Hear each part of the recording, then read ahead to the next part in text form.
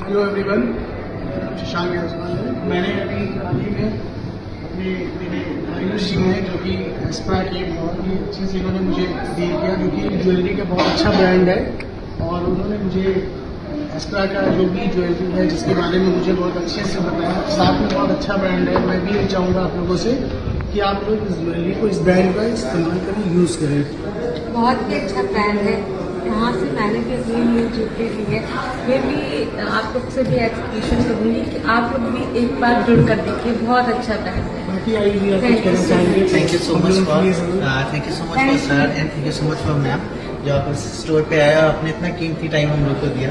तो इस एरिया और मैम का और सर का जैसे कि मैंने देखा है, नेचर मैम का बहुत ही अच्छा है और ज्वेलरी सिलेक्शन में मैम बहुत सिलेक्टेड है। तो जिस हिसाब से डिज़ाइनिंग मैम देख रही थी, काफ़ी डिज़ाइन देखने के बाद मैम को जो है ये ज्वेलरी पसंद है।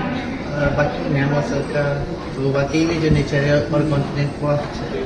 Thank you so much sir and thank you so much for coming. Okay.